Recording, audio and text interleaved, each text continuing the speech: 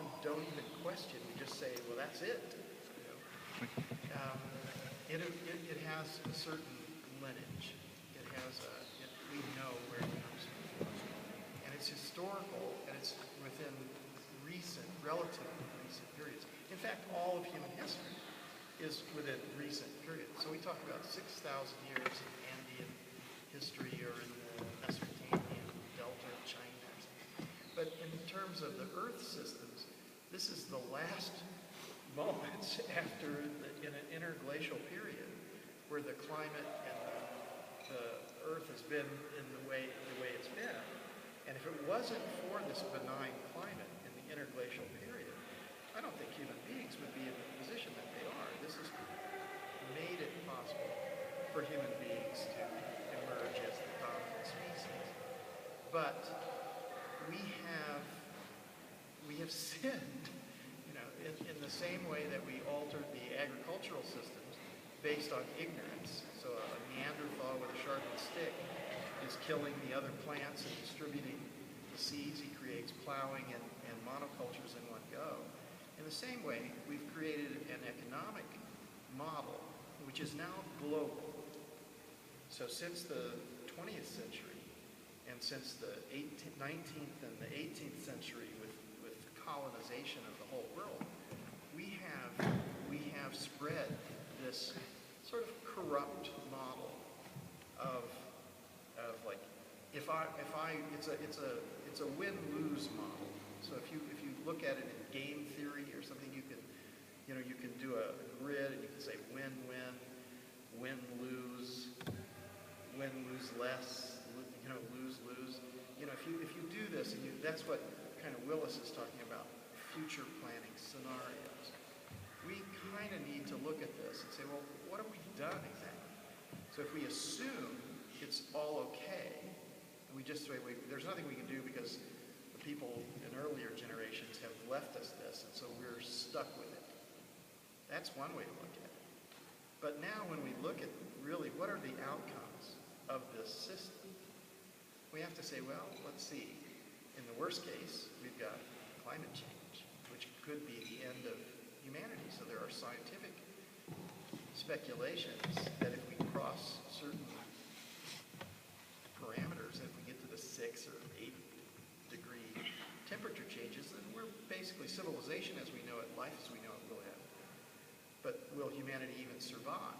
And if you look at Hollywood, it's those zombie movies, you know, with like rat-like people in a post-apocalyptic world, toxic, everything, you know. But, you know, that's not the future that we want. So what I've started to see, and I didn't have any economics on my mind at all. I was just looking at hydrology and fertility in the soil and vegetation. And then I suddenly realized this is zero in the global economic thinking, but it's not zero. So that means that the global economic thinking is just fundamentally wrong. It doesn't include the real basis of everything, of life. So the source of life has been totally devalued to be zero, and these toxic derivatives are more valuable, supposedly. So that's just wrong. So now we see climate change, desertification, massive poverty, food insecurity, the possibility of massive famine if we are not careful, greater and greater risks of extreme weather events because the natural regulation of the climate has been destroyed. And, you know, as we look forward, we're still talking about, well, what do we do? You know, we need to grow the GDP, you know, buy more things, sell more things. Is that really going to help us? That's the question that we have to ask. Is the way we're going economically correct? And, you know, is it incremental changes that will help this, make it right?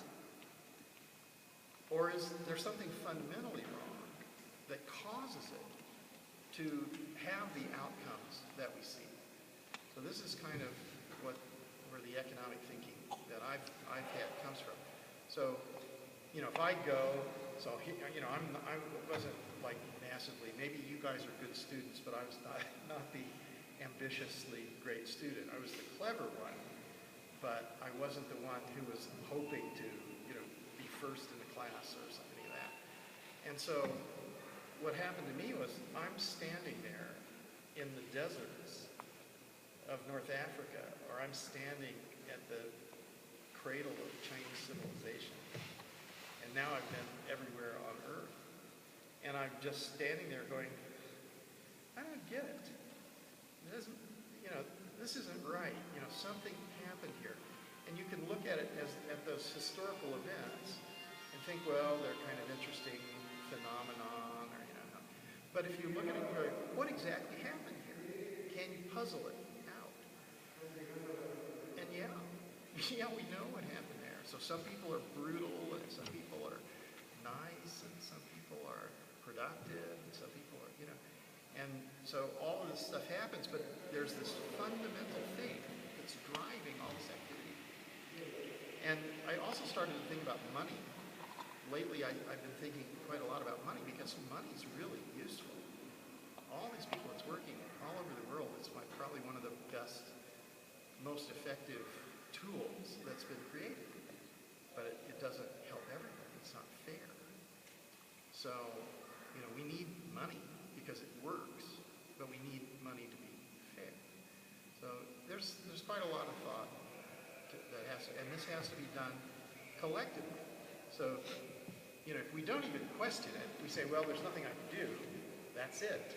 The IMF and so the IMF and the World Bank and the national governments, we're ceding our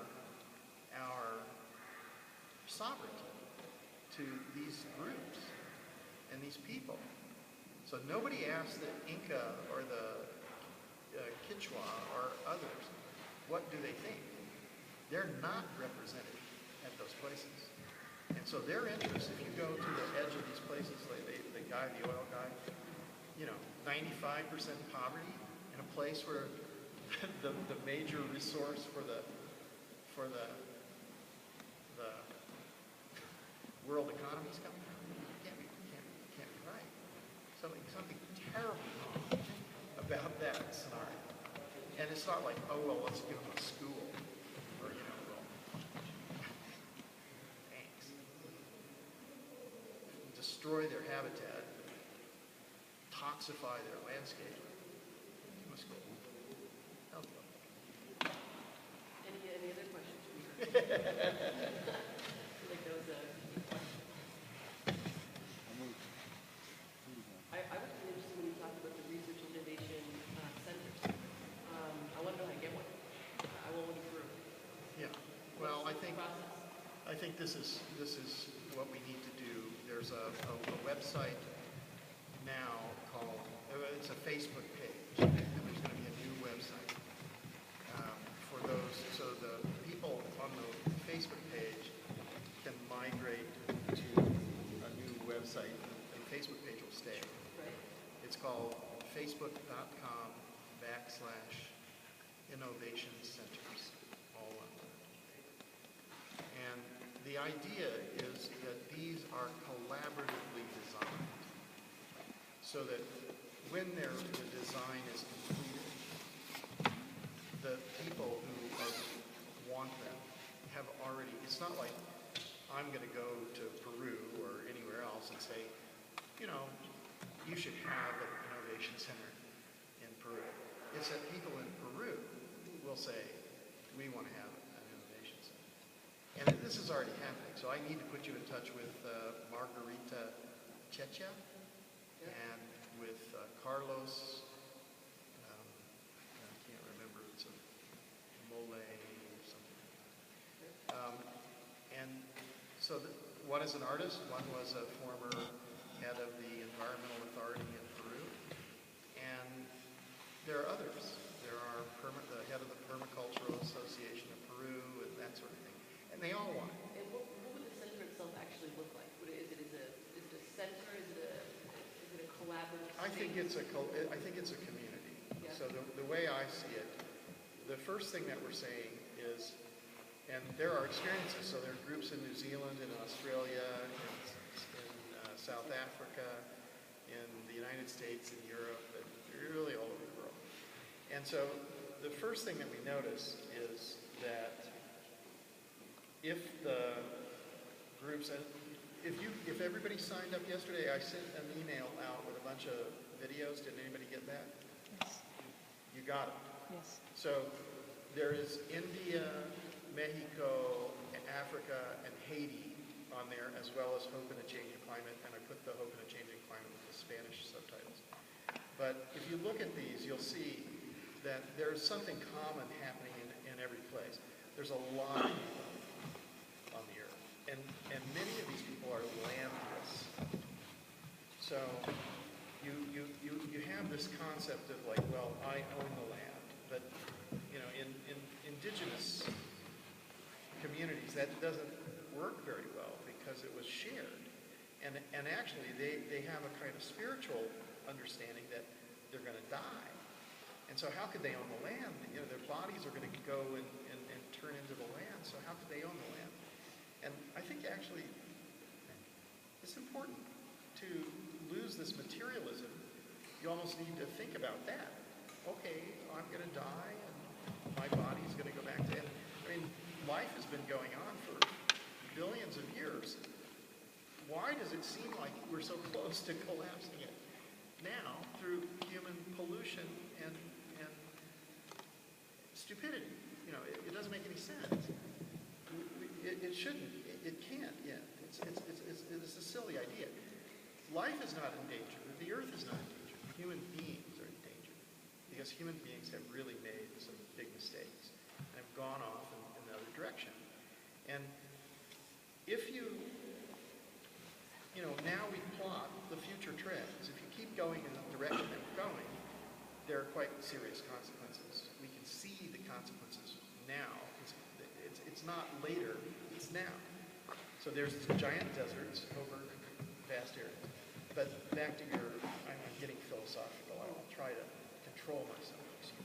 Like, for example, you were talking about the terracing system that works so well in the valley of China, and it's ancient. And so there's a lot of Yes. places in Peru we're looking at trying to bring terracing back in. There is actually Interdevelopment Bank project right now to try, where they're doing research and conducting studies about increased yields for crops and what that means for income for people living in the areas.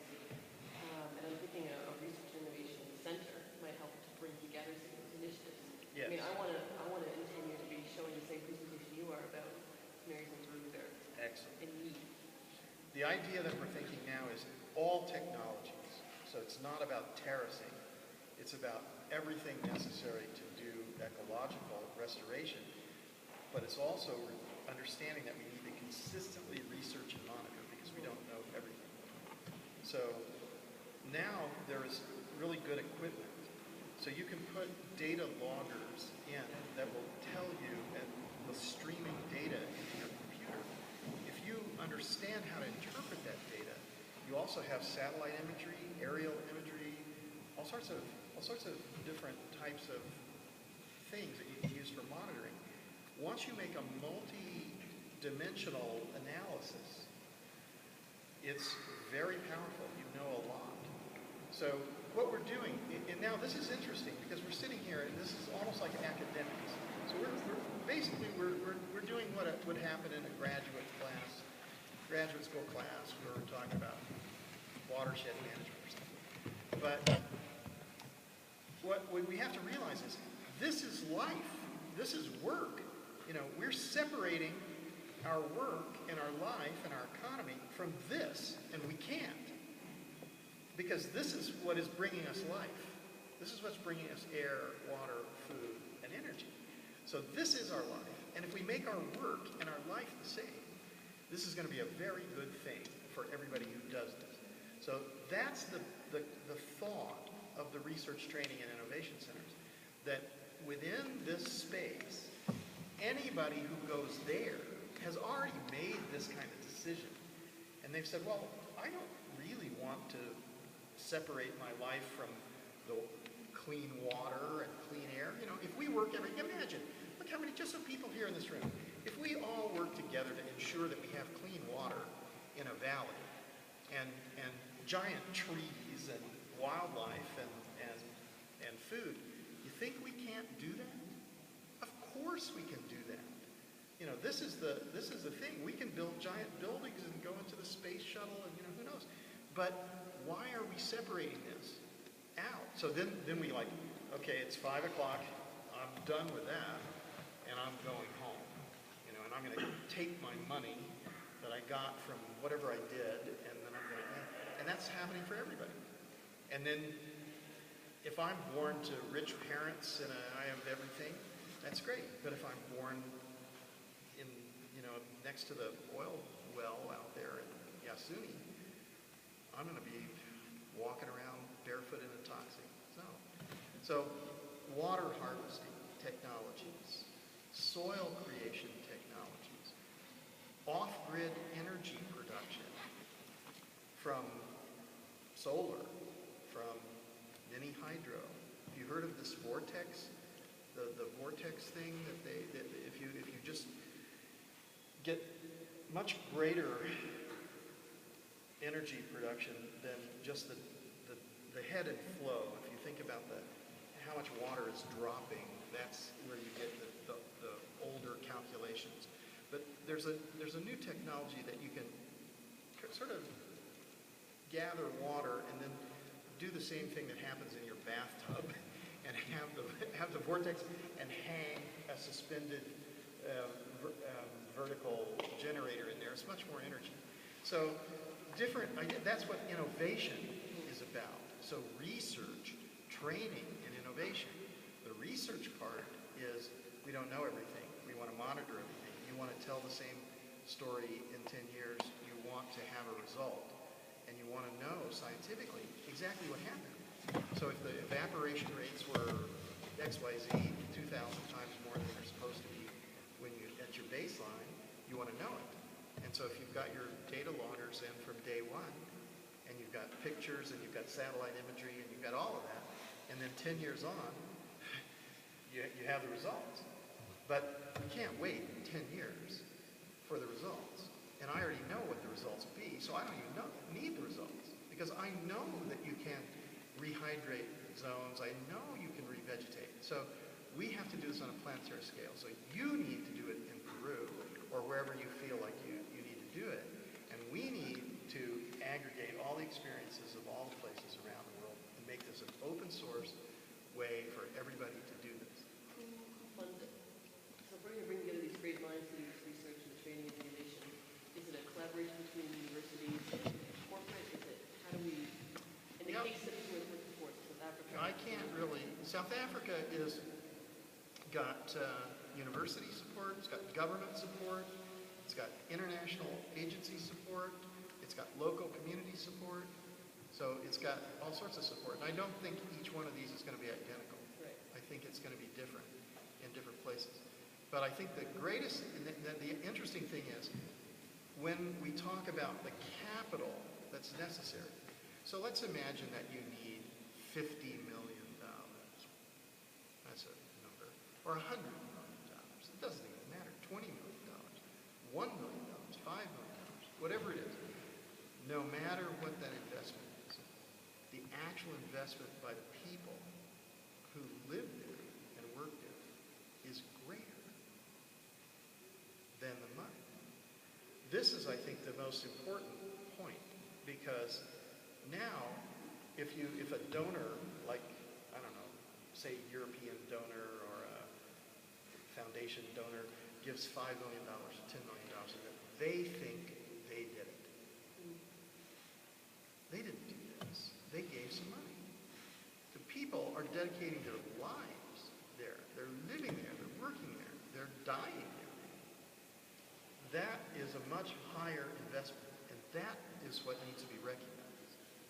And that means that at the start, you've got to talk about the ownership situation. So if this is privately owned, I own it, you all work for me, that's not very fair. I don't think that's a really good idea. Don't do that. If the government owns it, well, that's kind of weird. Who's the government? I mean, does the government represent you? If the government represents you, then you love your government.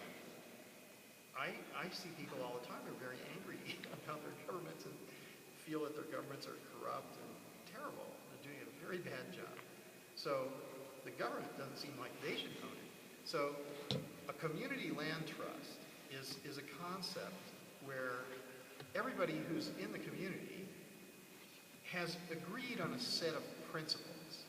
And that set of principles is guiding them collectively.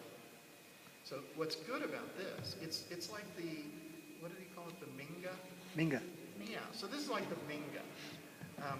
Or, yeah, I mean, there's several parallels in different cultures.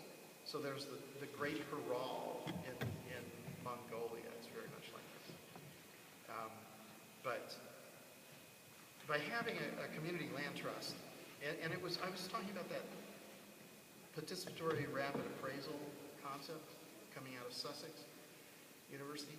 This is the same sort of thing. You reach a consensus. If you don't have a consensus, then you really can't really work together. You know, what are you doing? But if you reach a consensus, so you have to sit there. The participatory appraisal concept is you have to have a facilitator. And, you know, probably shouldn't be me because I'm much too philosophical. It should be somebody who's very practical. You know, so, okay, step one, we're going to agree on this, and step two, and then if it takes a day, it takes a day. If it takes 2 days, it takes 2 days. If it takes 3 days, you know, or you say, I can't reach consensus and walk out.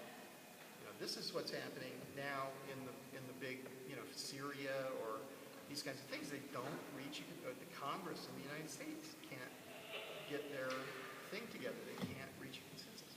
So if this group, if you have a group, say it's 100 people or it's 500 people or, you know, whatever it is, you need to get a consensus. And when you have that consensus, you have to write it down and you have to prioritize it in a way. You're like, it's a logical progression. Where does this come from? We the people agree, you know, that all men have inalienable rights. You know, something like this. I mean, that's very elevated. Do that. Be very elevated. The same spirit that says all men, all people. That was the problem with that men thing. But actually, we don't have a complete gender balance here. We have more men than women again. You know, but so you get a consensus, you write articles of association, and you all sign it. And then you gather the money from whatever sources, individually, collectively, donations, foundations, agencies, government, whoever will support it, buy this piece of land. And it is collectively owned by Community Land Trust. That's first. Second, you go back to the fig tree. I think you should spend a lot of time under the fig tree drinking lemonade. That would be my advice to anybody who wants to start a research, training, and innovation center. A good policy would be the same thing that doctors are supposed to follow. Do no harm. So the first thing you want to do is do less. Don't go bulldoze around and cut trees and things without thinking about it quite carefully. What are you going to do? So once you have the ownership and the land situation, I think you also need to realize that the community itself is important, but it's not as important as the broader task of large-scale restoration. So you're not going to be able to buy 1 million hectares. It's not possible. Well, I do know Doug and Chris Tompkins, and they have done something like this, but most people will not be able to do this. So don't try, I would say don't try that even, because it also becomes a little bit perverted if you have that much land. It's not right. So what you want to do is connect it to large-scale degraded ecosystems that do not belong to you, but because you're aggregating all the technologies necessary to do restoration, you become the leaders and the people that the government, organizations, and the individuals that the governments want to go do restoration. Because you have the technologies, you're there. And it's not a business for you either. It's a mission. So if you set yourselves up as nonprofit, you know you can still get income. It's not like they don't pay you, but it's not like you're going to get rich doing restoration, but you're going to have wealth, which is a completely different concept. So the more people who kind of gravitate to this area, they're going to have more hammock time, more lemonade. They're going to, all their work, you know, they're going to have clean water. That's for sure. They're going to have clean vegetation, clean food, and they're going to work together. They're going to learn how to work together. If you go through that whole list of things, it's water retention, water harvesting, soil creation, off-grid energy systems. It's seed identification through species richness and species distribution What mapping. if you find someone says that? Well, I'm not done with my list. Okay. It's propagation, because propagation of seeds is very difficult. There are different things. They have to go through animals' digestive systems, or they have to be treated with fire or smoke, different things. Nursery systems, reforestation, grassland systems, permaculture, agriculture, earth architecture, to be able to build buildings which are super insulated, passive solar, but use native natural earth materials. Monsanto. I don't have any thoughts on this. I think they're irrelevant. They become irrelevant if you do this, because everybody's saving their seeds and trading their seeds, and going forward, they become irrelevant. They're only relevant if you keep industrial agriculture at the heart of human security. What about the unintended consequences of what they've already done? It's ecocide. Probably have to deal with that through legal means.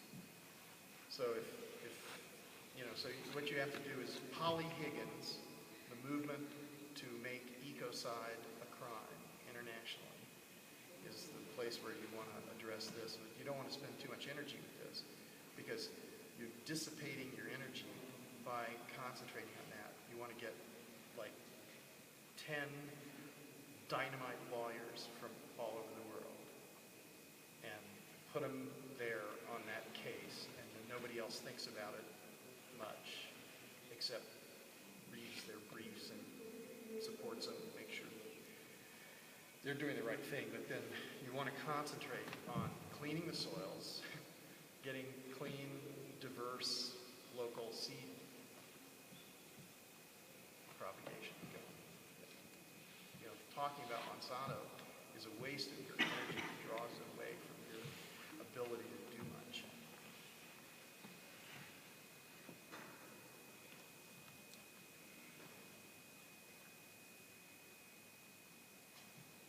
I think you should have volleyball, maybe horses, no cars.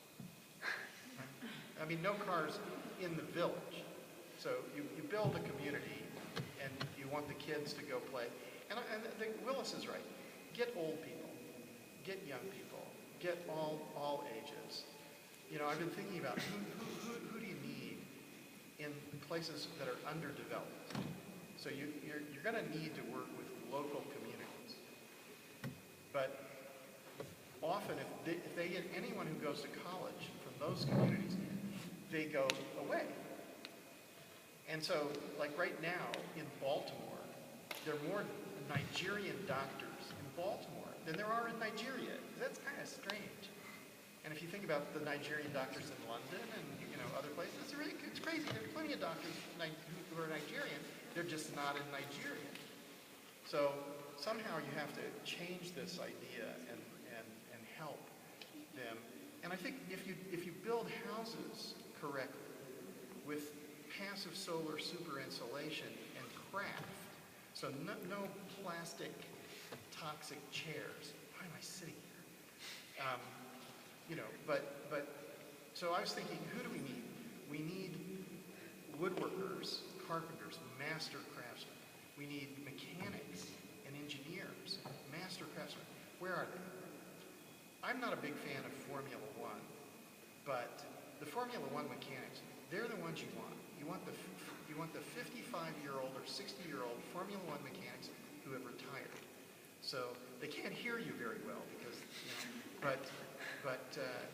they're the ones who should teach the young children what are tools, because all their tools are laying on chamois in a drawer that doesn't even bump, when you pull it out. And there's a tool for everything. They would never, don't touch that. That's a tool. You can't do that.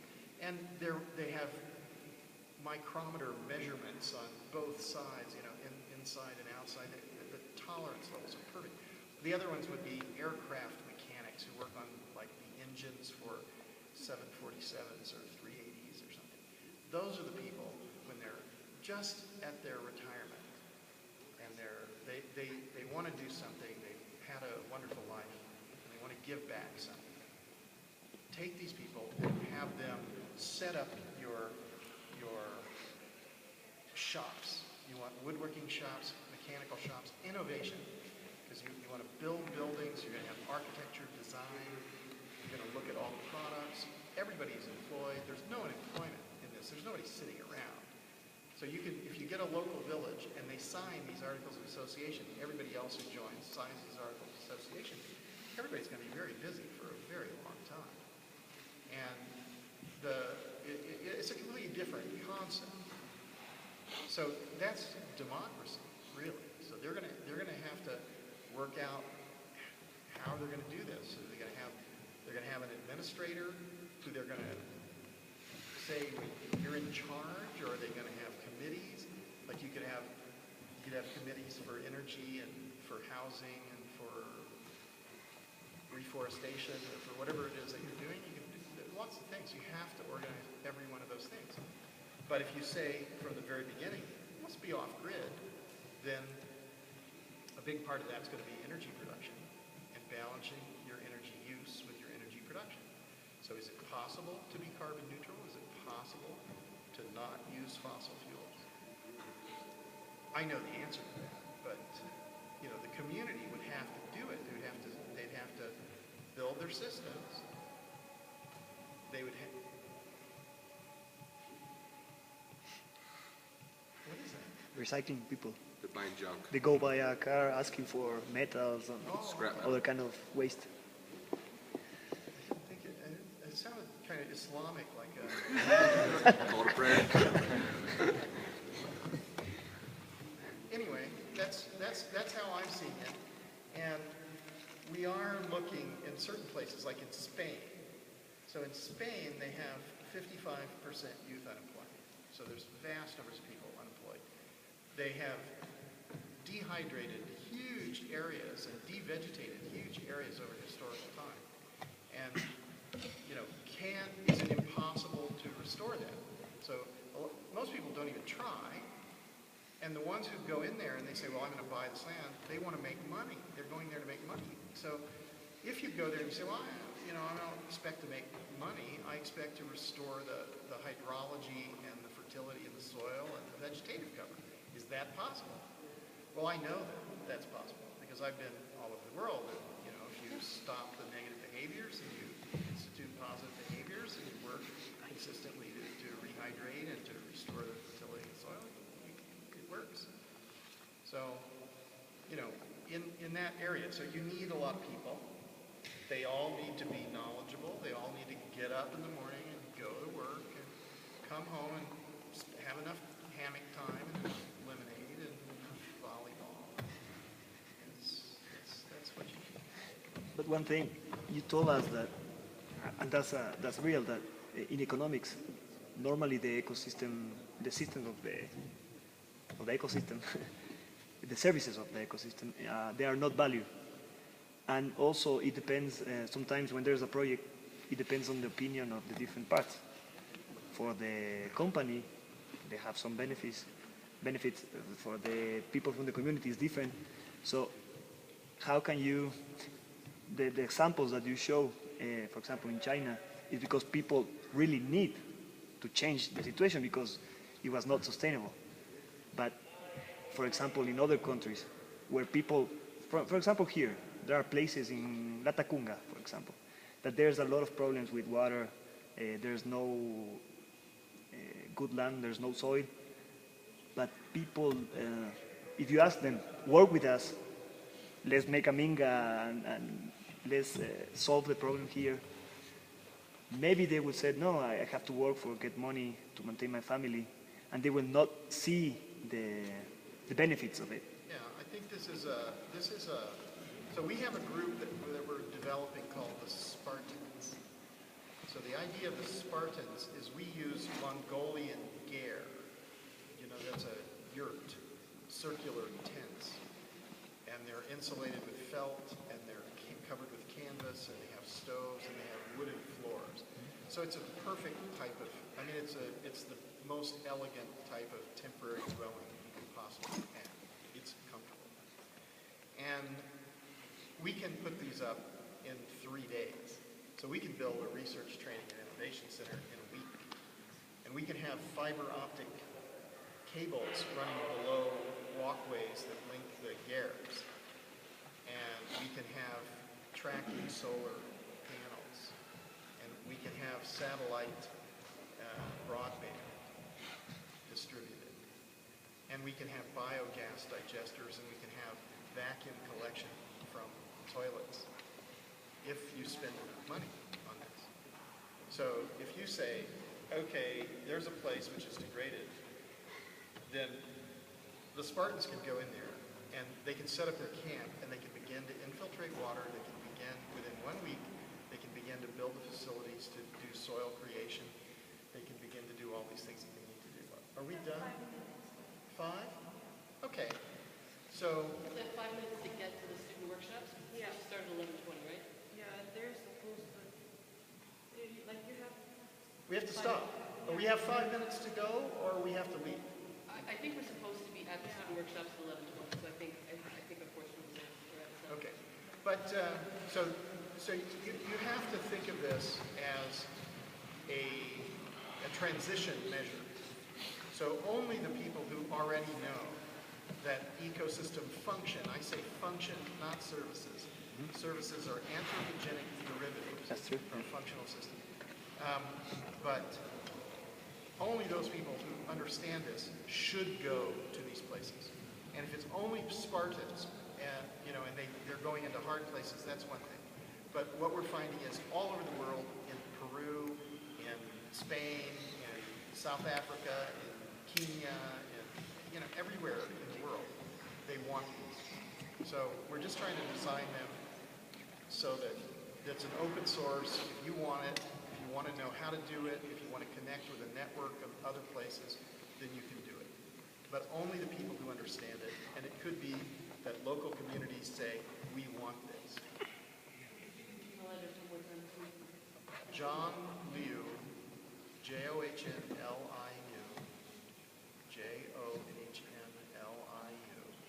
at eemp.org.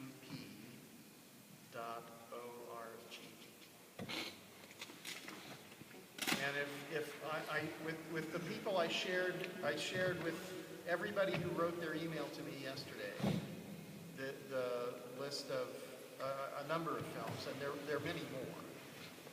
So if you send me an email, and there's another guy, but if you send me an email, I'll put you on a list. Thank you very much, John. Thank you.